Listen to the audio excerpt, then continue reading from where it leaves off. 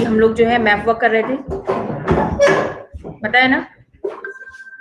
ठीक है, तो हम लोग मैप वर्क कंटिन्यू करते हैं। और आपने जो है, मुझे उम्मीद है कि आप लोगों ने ये सब मैप वर्क किया होगा, देखा होगा। सबका कंसंट्रेशन यहाँ पे होना चाहिए। बोर्ड पे नजर आ रहा है ना आपको?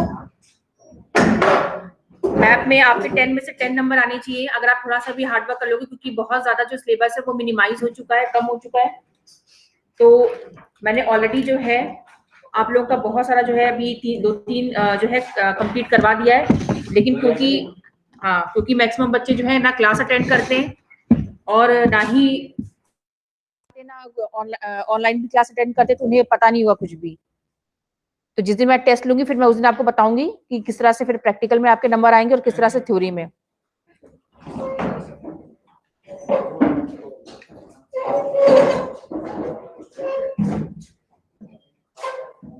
यहाँ आओ, ये प्रियांशु इस तरफ बैठोगे आप, सुरभि इस तरफ आ जाओ, वो काम भाग गया अपने आप। ठीक है, ओके। क्योंकि आप सभी से स्ट्रेंथ ज्यादा है तो मैं आपको बस एक बार बता रही हूँ, नेक्स्ट टाइम से जो है ये सारी चीजें पूरे की जो 40 की 40 स्टूडेंट्स है, चाहे वो ऑनलाइन हो चाहे ऑफलाइन हो, मुझे नहीं पता कौन सा मीडियम होगा, लेकिन 2 दिन बाद जो है मैं आपका पूरा जितना भी आपका इंडिया का मैप है, अगर हो गया उस समय तक तो मैं पूरा टेस्ट लूंगी। ठीक है, आज क्या है, आज तो हो जाएगा, मतलब मैं परसों लूंगी वर्ल्ड जो भी मैप है उसका टेस्ट लूंगी। तो जितने बच्चे हैं वो सभी को देना है और सबका करेक्ट होना चाहिए बिल्कुल। ठीक है, तो जैसे मैंने बताया कि मैप वर्क जो है उसकी सबको प्रैक्टिस करनी है। अब जैसे हमारा वर्ल्ड जो है, सबका ध्यान यहाँ पर हो। अब देखिए हमारा जो टॉपिक है मैप का वो काफी कट शॉर्ट हो चुका है, ठीक है ना। तो इसमें जो है पहला आपका जो है चैप्टर से ये है कि बहुत ही मतलब जो टफ था वो काट दिया गया, सिर्फ आपको इतना बताना है। ये 5 नंबर का आता है और आपको सबको पैटर्न पहले पता है ना, वर्ल्ड मैप का पैटर्न क्या होता है, क्योंकि आप लोग पहली बात है कि बहुत ही गलत फिल करते हो और जिससे आपको 2 या 3 नंबर भी नहीं मिल पाते हैं मैप पे। वर्ल्ड मैप जो है ऑलरेडी आपको बना बनाया आता है, ये आपने 11th में भी किया, लेकिन बहुत मूर्ख बच्चे जो नहीं कर पाते हैं। वर्ल्ड मैप आपको ऑलरेडी बना बनाया आएगा एग्जाम में और उसमें ABCD करके लिखा रहता है, यही होता है ना, ABCD करके लिखा होता है उसमें। और फिर आपको क्वेश्चन पेपर में हिंट दिया होता है कि ए क्या है, बी क्या है, ठीक है ना। सपोज आपको कोई भी एरिया दे दिया गया, एक मान लो इंडिया में मतलब डॉट करके और एक एरो बना दिया गया और आपके क्वेश्चन पेपर में कुछ लिख दिया गया कि कुछ भी मतलब समझ लो, या फिर ग्रासलैंड समझ लो, ठीक है ना। जैसे कि आपका प्रेरीज ग्रासलैंड कहाँ पर है, कहाँ पे प्रेरीज, नॉर्थ अमेरिका, ठीक है ना। जो कनाडा यूएसए का जो बॉर्डर है वो पूरा जो इंटीरियर का एरिया है वो आपका प्रेरीज ग्रासलैंड है, जहाँ पे वीट का जो है प्रोडक्शन होता है। एक्सटेंसिव कमर्शियल ग्रेन फार्मिंग की जाती है, वहाँ पे बहुत ही बड़े बड़े खेत होते हैं और वहाँ पे सब कुछ मशीन्स होता है, आपने पढ़ा है ना। एक्सटेंसिव कमर्शियल ग्रेन फार्मिंग पूरा आपका पैराग्राफ है, टाइप ऑफ फार्मिंग है, उसी में आपका मैप वर्क है ये। तो उन्होंने प्रेरीज जो है उस एरिया में क्या किया, एक एरो लगा दिया और उस पर ए लिख दिया और क्वेश्चन में लिख दिया area of extensive commercial grain farming, ठीक है, an area of extensive commercial grain farming. अब आपको उसी मैप पे आपको कॉपी पे नहीं करना है, ठीक है ना। बोर्ड में अगर आपने उठा के कॉपी पे कर दिया, सेफ साइड अगर आप सोच रहे कुछ तो लिख सकते हो, लेकिन आपको नंबर किस पे मिलेंगे जब आप मैप पे करोगे। तो जहां वो एरो डला हुआ है ए करके उसी पे उसका आंसर आपको लिखना है। तो कई बच्चे क्या करते हैं, जो आपके क्वेश्चन में दिया हुआ है वही उठा के क्या करते हैं, उसमें लिख देते हैं मैप में कि an area of extensive commercial grain farming. तो आपको ऐसे नहीं करना है, आपको उस एरिया का नाम लिखना है। आपसे पूछा गया कि कौन सा एरिया है, ये कौन सा एरिया है जो जहां पे विस्तृत वाणिज्य अनाज कृषि की जाती है, तो आप उसमें क्या लिखोगे, प्रेरीज, ठीक है ना, इस तरह से। फिर आप साउथ अमेरिका में मान लो इस तरह से कुछ क्वेश्चन आ गया, तो उसमें कौन सा आपका एक्सटेंसिव कमर्शियल ग्रेन फार्मिंग होती है, कौन सा एरिया है, पैम्पस, कौन से देश में, अर्जेंटीना में। नेक्स्ट टाइम जो ना मुझे इस तरह के आपका मुंह नजर ना आए कि आप मतलब कुछ आंसर नहीं कर पा रहे हो, कुछ नहीं पता है, ब्लैंक मैक्सिमम बच्चे बैठे हुए हैं और आधी 50 से 60% जो पॉपुलेशन है वो आपकी फेल है, 28 नंबर तक आप लोग स्कोर नहीं कर पाए हो। घर पे जब चीटिंग करके बैठ के कर रहे थे तब तो आप 65 और 80 और 100 लेकर आ रहे थे, और जब असलियत आई स्कूल में तो आप लोग बिल्कुल किसी भी लायक नहीं है, और ना स्कूल आ रहे हैं, घर में पढ़े हुए आराम से। सबसे केयरलेस बच्चे यही ऋषिकेश के दिख रहे हैं, बाकी हर जगह बच्चे अच्छा पढ़ रहे हैं और वो अच्छा करेंगे भी। आप लोग बस बहानेबाजी करके बैठे हुए हैं और हमारा पूरा रिजल्ट खराब करेंगे आप लोग, अपना तो करेंगे ही। The largest country in each continent in terms of area, मैं बहुत जल्दी बताऊंगी क्योंकि आप फिर अपने दोस्तों से पूछना, जैसे पूछ के परसों तक आपका ये काम हो जाना चाहिए, ठीक है। क्योंकि अभी मैं नहीं बताऊंगी, मुझे आगे का भी कंप्लीट करना है। तो अगर आप एब्सेंट रहेंगे तो फिर तो आप समझ लीजिएगा कि आपको यहाँ पे मैं बैठा के फिर 1 घंटा करवाऊंगी छुट्टी के बाद, मुझे कोई दिक्कत नहीं, मैं यहीं रुक जाऊंगी और फिर आपको करवाऊंगी। तो ये पहला जो है हमारा आएगा कि हर महाद्वीप में सबसे बड़ा देश कौन सा है, ये चीज आपके एग्जाम में आएगी, ठीक है ना। और ये बहुत ही आसान है, जैसे आप मैप पे देख सकते हो, ये वर्ल्ड का मैप है। और अगर आप ये देखेंगे, ये कौन सा महाद्वीप है, मैं जिससे पूछूंगी वो बताएगा। नैन्सी आप बताइए, नैन्सी कहाँ है, ये कौन सा महाद्वीप है जिसपे मैंने टिक मार्क किया है, दिख रहा है आपको, कौन सा महाद्वीप है ये, कॉन्टिनेंट, हाँ नॉर्थ अमेरिका। ये नीचे वाला कौन सा है, खड़े रहिए भी, ये कौन सा कॉन्टिनेंट है, ये वाला कौन सा है, ये वाला कौन सा है, ये ऊपर देखो ध्यान से, कौन सा है, ये वाला कौन सा है, ये यहाँ नीचे कौन सा है, ऊपर कौन सा है, ऊपर कौन सा है, यहाँ पे एक वो है, ओशन है पोलर एरिया के पास। चलिए सिट डाउन, कम से कम आपने इतना बताया, 12th के बच्चों को तो इतना कॉन्टिनेंट का तो डाउट होना ही नहीं चाहिए, कौन सा कॉन्टिनेंट कहाँ पे है। तो ये नॉर्थ, साउथ, अफ्रीका, यूरोप हो गया, ये आपका एशिया एंड ऑस्ट्रेलिया, ठीक है। अब इन महाद्वीपों में सबसे बड़े इनके देश कौन से हैं वो आपको पता होना चाहिए, जो कि आप ब्लैक बोर्ड इस पे स्क्रीन पे आपको साफ साफ नजर आ रहा होगा, कनाडा, ठीक है। मैं स्पेलिंग, और स्पेलिंग अगर मिस्टेक हुई, नाम चेंज हुआ, तो आपको 0 नंबर मिल जाएंगे। तो वहां पे कोई टीचर की फीलिंग नहीं है आपके लिए, ठीक है ना, बोर्ड का एग्जामिनर कोई फीलिंग नहीं रख रहा आपके लिए, तो वो आपको ए नहीं लिखेंगे, एन नहीं लिखेंगे, तो आपको 0 नंबर मिल जाएंगे। तो बिल्कुल नौ सीखिए बच्चे की तरह वहां पे जाके मत करना कि हम नर्सरी के बच्चे तो हमें स्पेलिंग नहीं आ रही है, 12th में है तो आपको कनाडा है, ब्राजील है, इन सब की स्पेलिंग आनी चाहिए। तो नॉर्थ अमेरिका में जो आपका सबसे बड़ा देश है वो कौन सा है, कनाडा।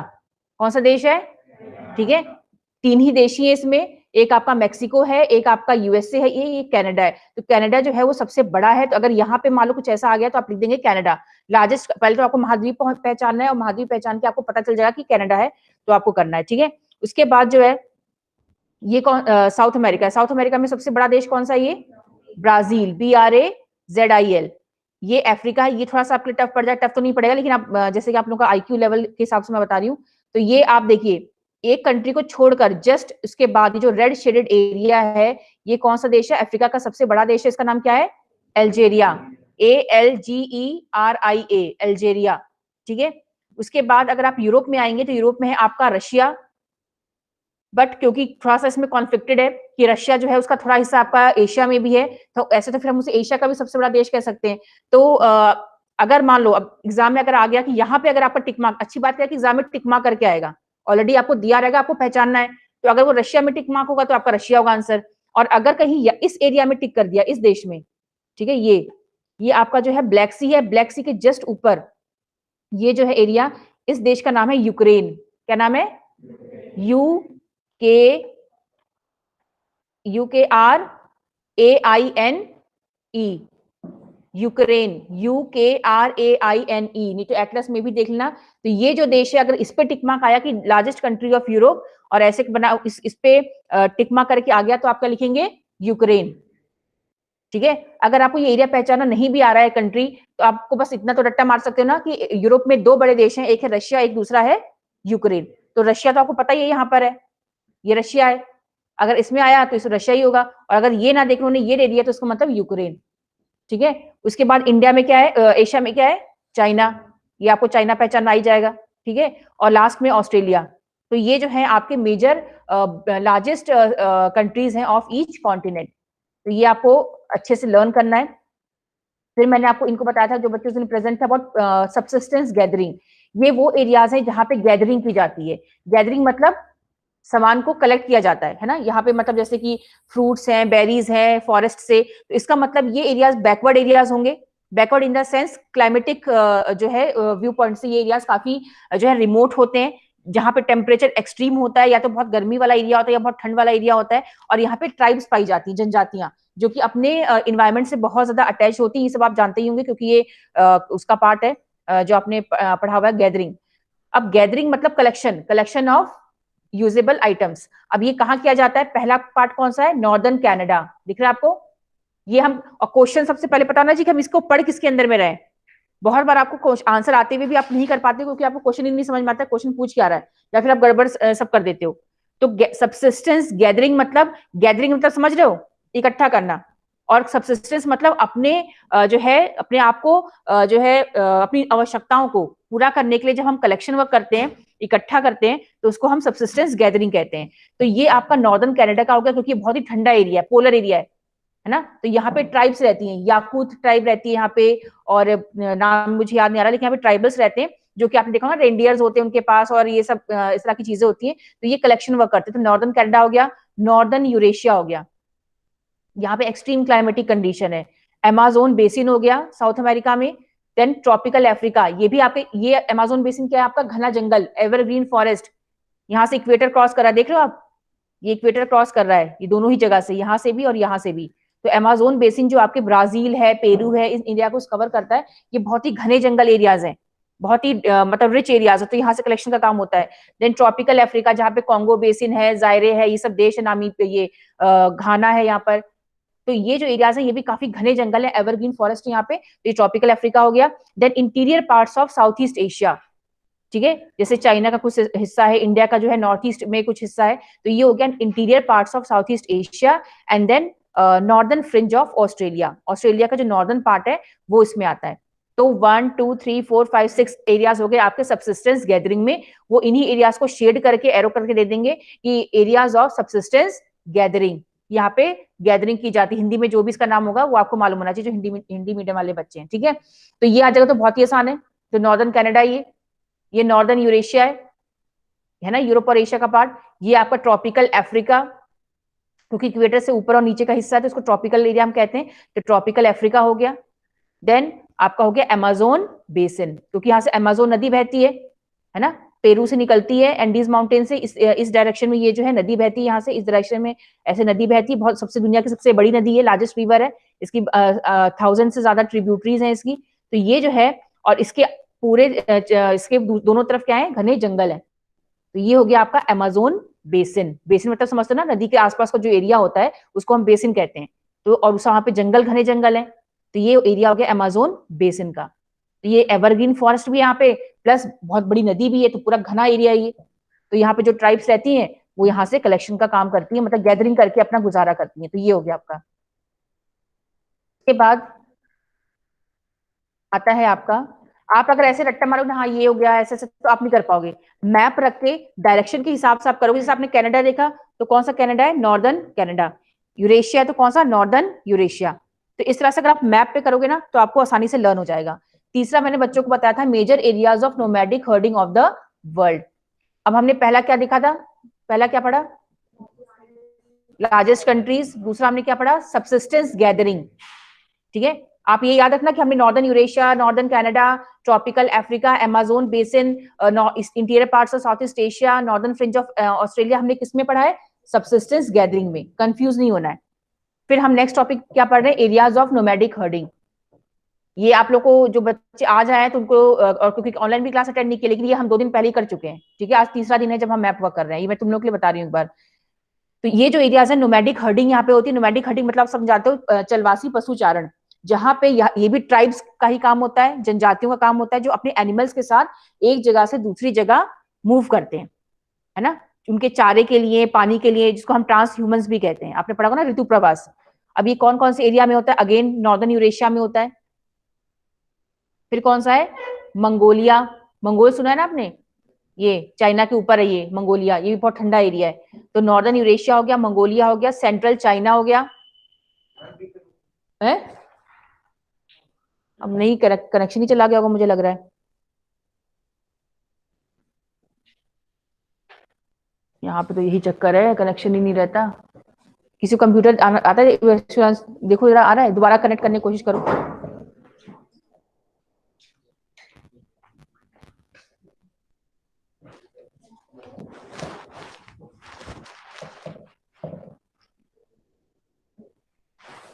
हो रहा है। देखो नॉर्थ अफ्रीका है, नॉर्थ अफ्रीका मतलब सहारा डेजर्ट में पूरा नॉर्थ अफ्रीका, यहाँ पे ट्राइब्स होती हैं जो डेजर्ट एरियाज में रहती है ना, बहुत नाम उनका है, मतलब अभी मुझे इतना मैंने क्योंकि देखा नहीं, लेकिन बॉडविन्स हैं और भी कई ट्राइब है जो मुझे नाम याद है ना, हमने बहुत डिटेल में पढ़ा था इसके बारे में।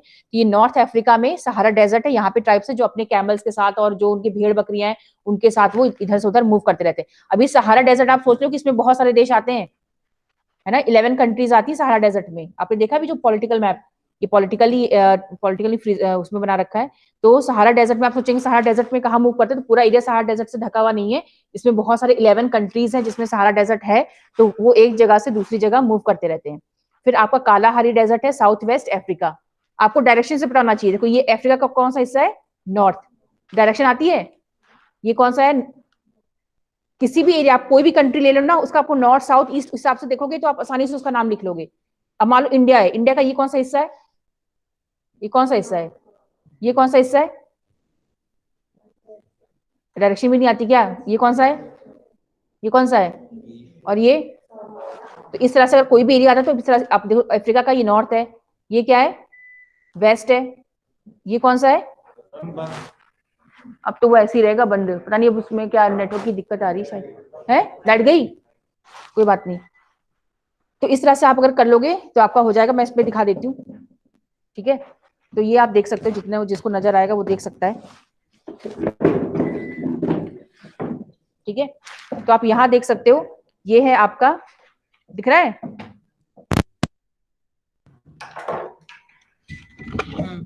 ये देखो, कुछ तो दिख ही जाएगा, दिख रहा है, इसमें आपको सहारा डेजर्ट दिख रहा होगा ऊपर, जो नॉर्दर्न अफ्रीका लिखा हुआ है, नीचे का जो है देखिए लिखा हुआ है साउथ वेस्ट, क्योंकि वो आपका साउथ में भी है और वेस्ट में भी है, तो इस तरह से आप टोटल वेस्ट नहीं लिखोगे, टोटल साउथ नहीं लिखोगे, दोनों डायरेक्शन आपको लिखनी पड़ेगी, साउथ वेस्ट, जिसको हम कालाहारी डेजर्ट कहते हैं, ठीक है। और फिर है आपका मेडागास्कर, मेडागास्कर एक आइलैंड है जो अफ्रीका के पास है, अरेबियन पेनिनसुला आप जानते हो, अरब पेनिनसुला समझते हो, इंडिया की जस्ट साइड में, कई बच्चे इंडिया को ही सेट कर देते हैं कि भाई ये अरब पेनिनसुला है, तो अरब मतलब अरेबियन जो कंट्री है, सऊदी अरेबिया जहाँ पे यमन है, ओमान है, उसको हम अरेबियन पेनिनसुला कहते हैं, यहाँ पर भी सारी ट्राइब्स रहती हैं। तो ये जो आपने कंट्री देखी, Mongolia, central China, Sahara desert northern Africa में, Kalahari desert south west Africa में, मेडागास्कर, अरेबियन पेनिनसुला, ये सब आपके कहाँ किसके अंडर हमने पढ़ा है अभी, नोमैडिक हर्डिंग। यहाँ पे जो ट्राइब्स होती हैं वो अपने पशुओं के साथ एक जगह से दूसरी जगह मूव करती हैं। हेडिंग के साथ पढ़ना, हेडिंग के साथ हम पढ़ क्या रहे हैं, नहीं तो अगर आपने सब पढ़ लिया तो हौच-पौच हो जाएगा, आपको आते हुए भी आप गलत कर दोगे। अब नेक्स्ट जो है हमारा बहुत ही आसान है, इसकी हेडिंग क्या लिखी हुई है आप देखिए, major areas of nomadic herding और कमर्शियल लाइवस्टॉक रेयरिंग में अंतर आता है ना, डिफरेंस आता है, ये 5 नंबर का क्वेश्चन भी आता है थ्योरी में, और आप मैप भी इसका पढ़ लीजिए। कमर्शियल, अभी जो हमने नोमैडिक हर्डिंग पढ़ा वो क्या था, पुराने टाइम का जो ट्रेडिशनल होता है जिसमें मतलब हम अपने पशुओं के साथ इधर उधर मूव करते हैं, जो ट्राइब्स होती हैं, ये जो है मेजर एरियाज ऑफ, अब क्या गया, वाणिज्य पशुधन पालन, जिसमें पशुओं को पाला जाता है, किस लिए, पैसे कमाने के लिए। कमर्शियल वर्ड का मतलब क्या होता है, प्रॉफिट अर्न करना, बेचना खरीदना, जिसमें मतलब ये सब मार्केट वाली जो चीजें इन्वॉल्व होती है उसको हम कमर्शियल पर्पस पे कहते हैं, ठीक है।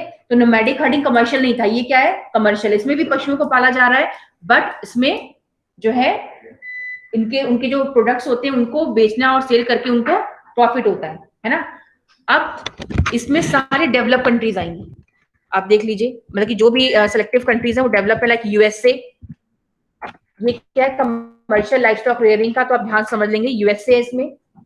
साउथ अमेरिका में कौन सा देश है, Argentina and Uruguay, spelling learn करना है, URUGUAY, मैं गारंटी देती हूँ, मैं 100% बच्चे मालूम क्या करेंगे, अर्जेंटीना कर देंगे। अगर यूरुग्वे आया तो वो, क्योंकि आप तो देखेंगे नहीं, मतलब मेहनत से तो करेंगे, देखेंगे नहीं, वो क्या कर देंगे उठा के इसको अर्जेंटीना, तो आप कंफ्यूज मत होना, अर्जेंटीना के जस्ट ऊपर आपका क्या है, यूरुग्वे। भी कोई बच्चा देखो जरा ये क्या हो रही है, इसको वो कर दो, आ गई क्या लाइट, लाइट आ गई तो बंद कर दो इसको फिर।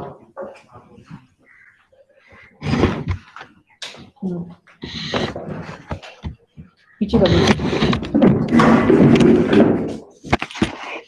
उसके बाद आप कौन सा देश है, आप उधर देखिए एशिया के नीचे, ऑस्ट्रेलिया एंड न्यूजीलैंड की लोकेशन आपको पता है कहां पर है, कई बच्चों को उसकी लोकेशन नहीं पता होगी। ऑस्ट्रेलिया के जस्ट डायरेक्शन कौन सी पड़ेगी, साउथ ईस्ट।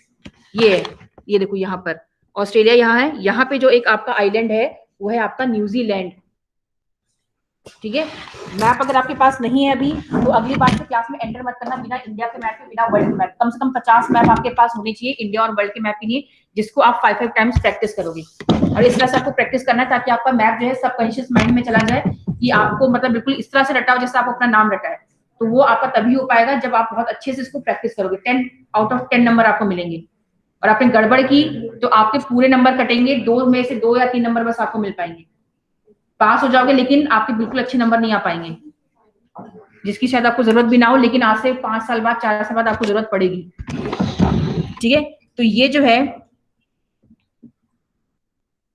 अब ये बहुत ही आसान है, कितने देश हमने पढ़े। आप इसमें पता है आप कुछ एक स्मार्टनेस भी होती है, आप काउंट कर सकते हो कि भाई मैंने नोमैडिक हर्डिंग में इतने एरियाज पढ़े, मैंने इसमें इतने एरियाज पढ़े। अब इसमें आपने कितनी कंट्रीज पढ़ी कमर्शियल लाइवस्टॉक रेयरिंग में, 5। वो रट्टा मान लो। नॉर्थ अमेरिका में कौन सा पढ़ा आपने,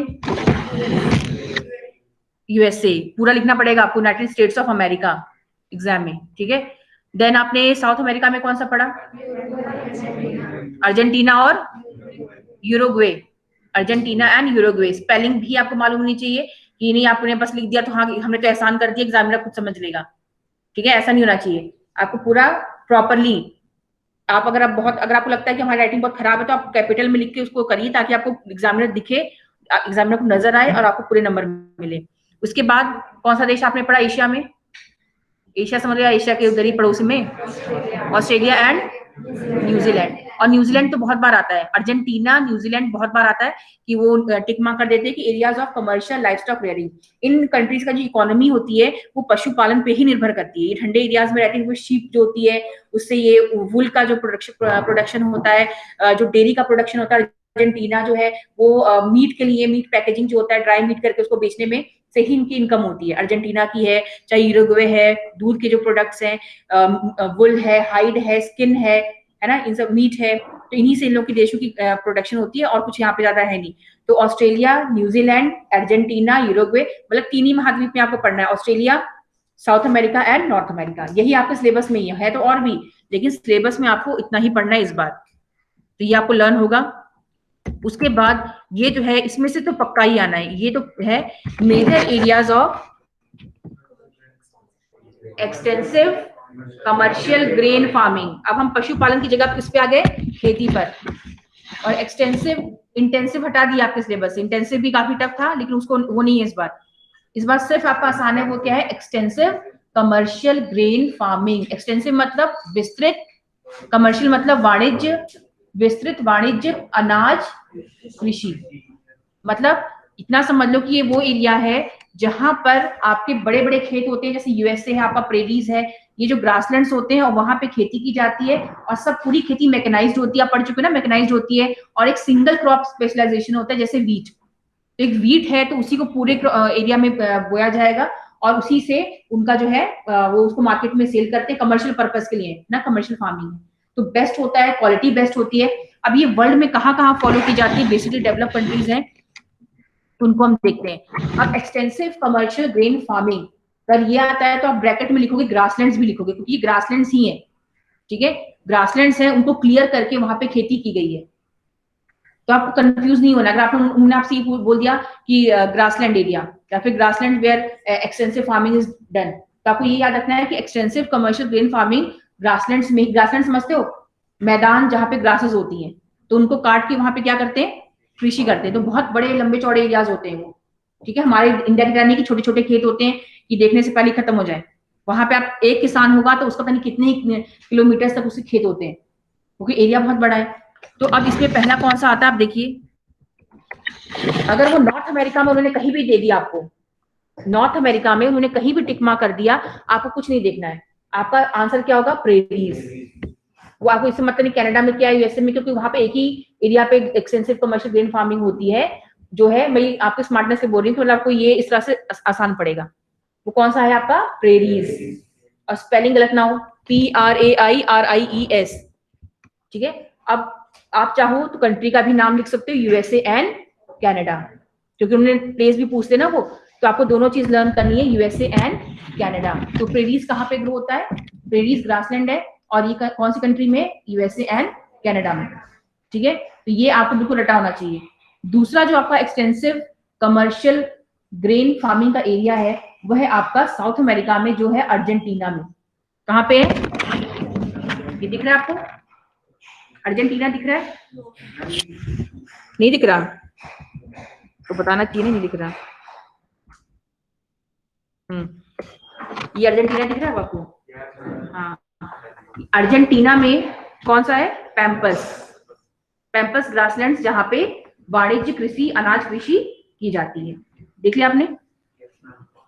देख लिया? तो अभी कितना देखा है, कितना आप लोग याद करोगे, पूछूंगी थोड़ी देर में। उसके बाद जस्ट वहां पड़ोस में अफ्रीका है। अफ्रीका में कौन सा है? Weld, VELDS, welds. कंट्री कौन सी है? South Africa.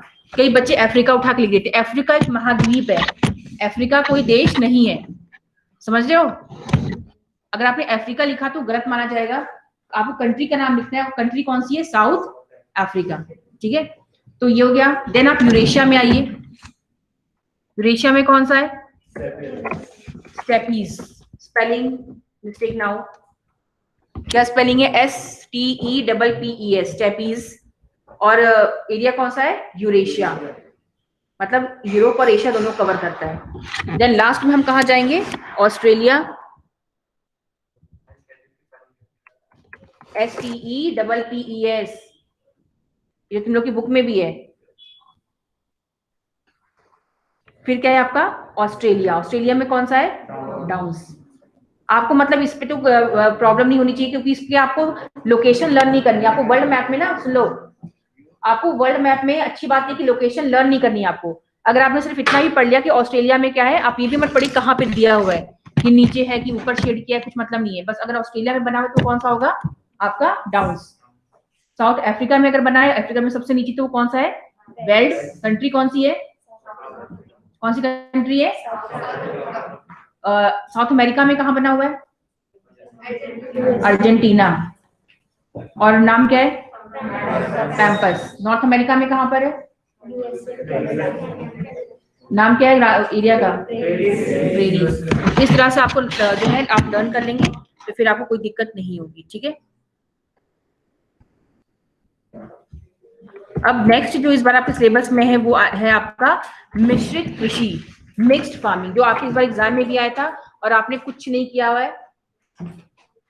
मतलब जो आपका मिक्स्ड फार्मिंग है, मैक्सिमम बच्चों ने ये लिखा है कि मिक्स्ड फार्मिंग का मतलब क्या होता है, जिसमें दो तरह के क्रॉप्स बोए जाते हैं। ये आंसर आपका गलत है। मिक्स्ड फार्मिंग का मतलब है, आपने क्या एग्जाम के बाद इसको पढ़ा था? कितने बच्चों ने इसको देखा कि मिक्स फार्मिंग का मतलब क्या है? क्योंकि मैक्सिमम गलत करके आए थे, बस 1 या 2 बच्चे ने सही किया था, बाकी किसी क्लास ने सही नहीं किया। उसके बाद आपने सहमत भी नहीं उठाई कि मैं बुक खोल के देख लूं। बताइए, किसी को पता है मिक्स फार्मिंग का मतलब क्या होता है? पशुपालन। मिक्स फार्मिंग का मतलब ये नहीं होता कि 2 क्रॉप्स आपने एक साथ ग्रो कर दी तो आपकी मिक्स फार्मिंग हो गया। वो तो मिक्स्ड क्रॉपिंग होता है, जो कि एक टेक्निक यहाँ फॉलो की जाती है। लेकिन मिक्स्ड फार्मिंग का मतलब होता है कि raising of crop as well as rearing of animals. ठीक है, मतलब क्रॉप्स भी ग्रो किए जाते हैं खेतों में, और साथ ही साथ एनिमल्स जो होते हैं उनको भी पाले जाते हैं। दोनों चीज एक साथ। जैसा अगर आप कहीं अमेरिका में जाओगे तो वहां पे खेतों में जो है आपके क्रॉप्स तो ग्रो करती हैं, साथ ही साथ वो पिग जो है, पिग वहां पे बहुत मतलब यहाँ पे इतना ऐसे गंदे तरीके से रहते हैं, लेकिन वहां पे बहुत साफ सुथरे तरीके से वो लोग उसका रेयरिंग करते हैं, और वो एक बहुत ही इंपॉर्टेंट आपका एनिमल है अमेरिका, यूएसए, फॉरेन कंट्रीज में। देन आपका जो हो गया ये शीप हो गया, तो और उन्हीं के चारे के लिए ये क्रॉप भी ग्रो करते हैं। इसमें पता था ना फॉडर क्रॉप्स की जो मेन क्रॉप है वीट, राई, इनके साथ साथ ये आपका ओट्स, देन आपका जो मेज है, मक्का, मतलब मक्का यहाँ पे हम लोग खाते हैं, लेकिन वहां पे जो है मैंने बताया ना इन्हीं एनिमल्स के लिए वो लोग मक्का स्पेशली ग्रो करते हैं एज ए फॉडर क्रॉप। तो फॉडर क्रॉप्स वहां पे स्पेशली इन एनिमल्स के लिए ग्रो किया जाता है, इसलिए इसको मिक्स फार्मिंग कहते हैं, क्योंकि इसमें खेती भी करते हैं और साथ ही साथ raising of crop as well as rearing of animal, both is done on the same farm. और फॉडर क्रॉप्स अपने कंजप्शन के लिए भी क्रॉप ग्रो करते हैं, साथ ही साथ फॉडर क्रॉप्स भी ग्रो करते हैं। फॉडर समझते हो? चारे के लिए जो होता है। अब ये कहाँ कहाँ पाया जाता है, अब ये देख लीजिए। नॉर्थ अमेरिका देखिए, नॉर्थ अमेरिका में कहाँ है? Eastern north America. ये रीजन वाइज है, डायरेक्शन आपको पता होना चाहिए। ईस्टर्न नॉर्थ अमेरिका, ये सब मैंने आपको एक फाइल में भेजा था पहले। ये क्या हो रहा है? तो मेरे फोन में तो कोई आवाज ही नहीं है, ये मेरे फोन का है ही नहीं। ये तुम्ही लोगों में से किसी का है। ईस्टर्न नॉर्थ अमेरिका आप समझ गए होंगे, जहां भी आपकी ग्रेट लेक्स है ना। हाँ तो होगा ईस्टर्न नॉर्थ अमेरिका, जहां पे आप देख रहे हो ना, जो आपका ग्रेट लेक्स का एरिया, 5 लेक्स नहीं है, उसी के नीचे का जो एरिया उसको हम कहते हैं ईस्टर्न नॉर्थ अमेरिका। इसमें हम ईस्टर्न नॉर्थ अमेरिका क्यों कह रहे हैं? क्योंकि इसमें कनाडा और यूएसए दोनों का पार्ट आ रहा है। ठीक है, तो बुक खोल के देख लीजिएगा जरा यहाँ पे, अगर आपको यहाँ नजर नहीं आ रहा है ठीक है, तो ईस्टर्न नॉर्थ अमेरिका डायरेक्शन से आपको पता हो गया होगा, जो लेक्स हैं आपके 5 लेक्स, उसी के नीचे का एरिया ईस्टर्न नॉर्थ अमेरिका। ठीक है, इसके बाद दूसरा क्या है?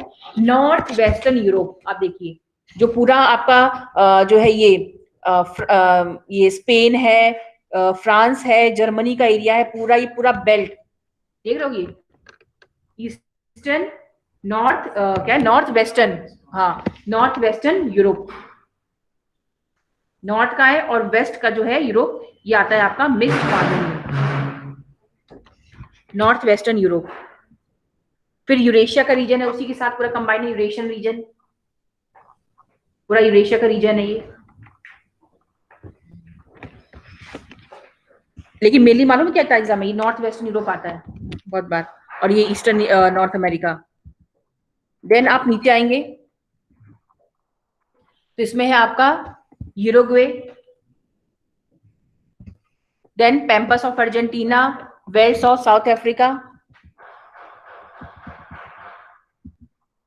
क्योंकि इन एरियाज में भी मिक्स फार्मिंग लिमिटेड की जाती है। ठीक है, तो ये आपका हो गया मिक्स फार्मिंग का एरिया। मिक्स फार्मिंग का आ सकता है आपका, और आएगा तो बेसिकली, वैसे पढ़ना तो आपको सभी है, लेकिन इसमें ये eastern north America and north western Europe जो है मोस्ट ऑफ द टाइम पूछा जाता है एग्जाम में।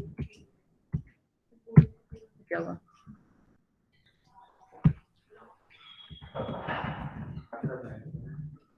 उसके बाद मिक्स फार्मिंग के बाद कुछ और भी था क्या सिलेबस में? हो गया ना, एरियाज ऑफ मिक्स फार्मिंग हो गया। अब आता है आपका mega cities of the world. इसमें से बिल्कुल पक्का है कि आपका क्या आने वाला है। ठीक है, मतलब समझ लो कि फार्मिंग 5 नंबर का आपका आएगा, तो आप सोचिए 1 नंबर तो आपको अभी मिल जाएंगे, क्योंकि यही सिटीज आने वाली, इन्हीं में से कोई एक सिटी आएगी पक्का। अब इसमें आपका आया था ना इस बार साओ पोलो, कुछ बच्चे क्या लिख रहे थे उठा के, ये रियो डी जेनेरियो। अरे भाई अपना सिलेबस भी तो देख लो, आउट ऑफ सिलेबस तो नहीं है, जब रियो डी जेनेरियो आपके सिलेबस में ही नहीं है। मतलब इतनी एक स्मार्टनेस होती है ना कि हम कहाँ से पढ़ें। अगर आप अपना सिलेबस भी रट लोगे ना, तो उसमें भी आपको समझ में आ जाएगा कि यही चीज आएगी, क्योंकि आपके सिलेबस में एक एक चीज, जो 5 सिटीज है उन्हीं को रट लो, और महाद्वीप रट लो बस। अगर आप मैप नहीं भी देखोगे तो भी आपको पता चल जाएगा कि भाई आपका साओ पोलो है, ब्राजील कहाँ पे, साउथ अमेरिका में, तो आपको पता चलेगा साओ पोलो ही। अगर रियो डी जेनेरियो क्यों लिख रहे हो, जब रियो डी जेनेरियो आपके सिलेबस में है ही नहीं, तो पहले के सिलेबस में था लेकिन इस बार डिलीट किया गया उसको। ठीक है, बहुत आसान मैप किया गया आप लोगों के लिए, 10 नंबर आप बहुत आसानी से कर सकते हो, उसके बाद भी ना करो तो बिल्कुल बहुत ही एम्बैरेसिंग सिचुएशन है। साओ पोलो, लेकिन स्पेलिंग आपको पता होनी चाहिए, SAOPAULO, साओ पोलो। ठीक है, ये ब्राजील में है। दो तो आप ही के शहर हैं, दिल्ली और मुंबई। दिल्ली ऊपर है, लेकिन उसमें पता करें ना कि भाई मैप ढंग से देखना, यानी कि आपने मुंबई दिल्ली उठा के गलत सलत लिख दिया, उसमें भी कर देंगे कहीं तो। उसके बाद आपका है शंघाई। कौन सा है? शंघाई कहाँ पे है? चाइना में। और भी कोई देश है क्या इसमें? पता नहीं, आगे नहीं जा रही। हाँ ये लेकिन आगे नहीं जा रहा, पता नहीं क्यों, क्या हुआ।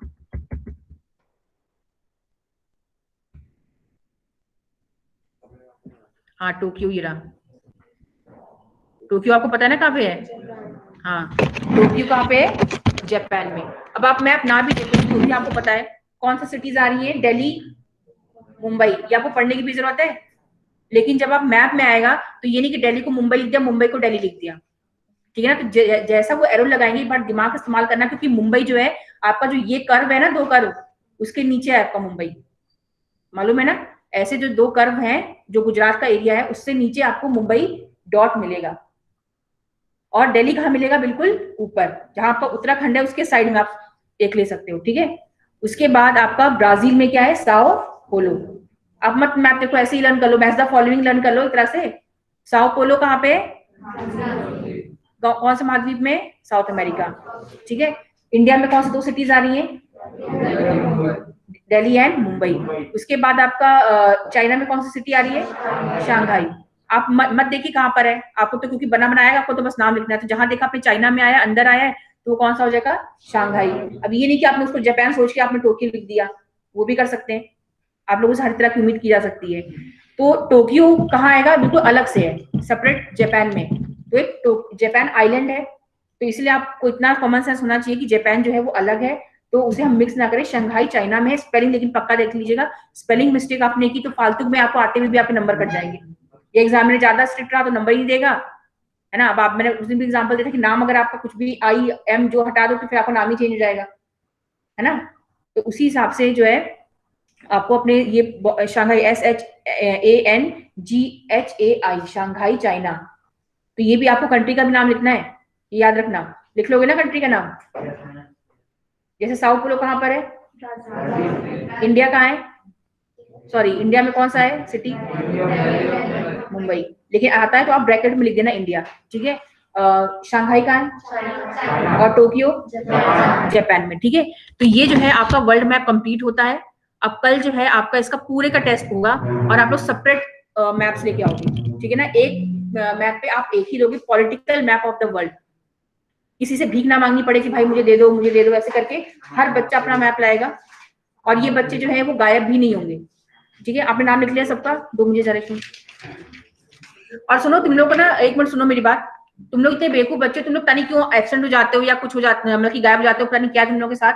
लेकिन बेटा 1 महीने भी नहीं है, 1.5 महीने भी नहीं है, आके अगर अटेंड कर लोगे इसमें, तुम लोगों के अगर 80-90 नंबर आ गए, ज्योग्राफी में आसानी से आ भी जाते हैं और आसानी से कट भी जाते हैं। देखो एक तो तुम्हें हिस्ट्री जैसा नहीं है, पॉलिटिकल साइंस जैसा नहीं कि डिफरेंट है, तुमने रट्टा मार दिया तो 5-5 नंबर क्वेश्चन तुम्हारे आ गए। इसमें तुम्हें दिमाग इस्तेमाल करने वाली चीज आएगी। तुम्हारे ज्योग्राफी जो है आपको पता है एंथ्रोपोलॉजी जैसा सब्जेक्ट है, साइंटिफिक बेस है इसका, तो रट्टा मार के पास हो गए तो कोई बहुत बड़ी बात नहीं है। और अगर नहीं भी हुए तो ज्योग्राफी में अगर सोचो कि हम हिस्ट्री और पॉलिटिकल साइंस हिंदी में कर लें और इसमें अगर तुम्हारी नहीं आए तो तुम्हारी पूरी परसेंटेज डाउन हो जाएगी, कहीं भी कल को एग्जाम देने के लायक नहीं बचोगे। आपको एग्जाम कहीं भी देने के लिए भी एक मार्क्स क्वालिफाई करना पड़ता है, ठीक है ना। तो आज अपना बेस ऐसा स्ट्रॉन्ग कर लो कि भाई कल को जो है हमें पछताना ना पड़े। हम लोग पछताते कभी कभी, हम लोग कोई एग्जाम ने हमने जो है इतना सीरियसली नहीं लिया तो आज हमारे पास उतना नंबर नहीं है कि हम वहां पे भर पाए, फॉर्म तक भर पाए। कल आपको नहीं पता कि आप कितने सीरियस हो जाओ पढ़ाई को लेकर या नौकरी को लेकर, तो कोरोना तुम्हारा जो है बहाना नहीं चलेगा। तुम ही लोग बच्चे जो बहुत ही इनसिंसियर टाइप के हो, वरना मैंने लखनऊ में मैंने आपको बहुत एग्जांपल दिया कि मैं टीचर से बात की, देहरादून से भी बात की, वहां बच्चे जरूर ऐड होते हैं उनके ऑनलाइन। तो ये मत सोचिए कि कोरोना हमें कहीं पास करा देगा, मैं गारंटी बता दूं, मैं कुछ बच्चों को छोड़कर गारंटी देती हूँ कि सब 23 नंबर तो ले आओगे। अब प्रैक्टिकल से आपसे पास नहीं होने वाले, आपको पता है ना, प्रैक्टिकल से आप पास नहीं होगे, आपको 70 में से 23 लाने पड़ेंगे, तो 23 तो आपको स्कोर करना ही पड़ेगा। लेकिन क्या 23 लाने लायक हो? मतलब ये सोचो अगर 23 ला जाओ, मैंने आपको मान लो 25 नंबर भी दे दिए तो कितना पहुंचोगे? 3rd डिवीजन में रह जाओगे, 45-50 से भी नीचे। इसलिए जो आपके पास टाइम है आप उसको वेस्ट मत करिए, आप डरिए मत। अगर मैं आपको डांट भी रही हूँ तो आप समझ लो कि आपको आगे चल के फायदा होगा इस चीज का, कि आप कम से कम अभी मैथ तुम लोग को कुछ समझ में आया जो भी पढ़ाया गया है। और अगर बेटा मैं बता रही हूँ आपको, घर में जाके आपने इसको एक ही मैप नहीं है तुम्हारे पास पैसे तो मैं उधार नहीं दूंगी, वैसे कुछ अरेंज करना, ठीक है। तो ये है कि उसी मैप पे मतलब मिटा मिटा के, ठीक है, उसी पे मिटा मिटा के उसी पे करते रहो। मतलब अगर वैसे तुम लोग के पास हर चीज के लिए पैसे होंगे, एंड्रॉइड फोन होगा तुम लोग के पास, और वो क्या होता है बड़ा वाला टैब, टैब क्या होता है, जो भी होता है सब होगा तुम लोग के पास। तो इतना कोई वो नहीं है, सब अपना जो है मैप का इंतजाम करो और उसको इतने अच्छे से प्रैक्टिस करो, 5 नंबर तुम्हारे अभी की गारंटी हो जाएगी। तो घर में 5-5 बार उसी चीज को प्रैक्टिस करके आना कल, और यहाँ पे आप उसको करोगे। और नहीं करोगे तो फिर मैं आपको 1 घंटे बाद छुट्टी की बैठाऊंगी, मैं बता रही हूँ आपको। अगर आप लोग रेगुलर स्कूल आए होते ना तो आज आपकी कंडीशन नहीं होती। लेकिन आप सीरियसली लीजिए, आप खुशी से पढ़िए, खुश होकर पढ़िए कि हमें नंबर स्कोर करने, बहानेबाजी करना और मतलब ये कि हम स्कूल ही नहीं आएंगे। नैन्सी कल स्कूल आओगी? Very good. कल सब लोग जो है रेगुलर आपको स्कूल आना है, उसके बाद एग्जाम होगा, छुट्टी होगी, घर में बैठे रहना, कॉलेज में आके हीरो हीरोइन बनना, जो करना हो करना, ठीक है। बस 1 महीने स्कूल आने की चाहिए, बिल्डिंग देख लो अपने स्कूल की, ठीक है, स्कूल ड्रेस पहनने का मौका मिल रहा है। तो कल आपका इसी चीज का टेस्ट होगा, ठीक है।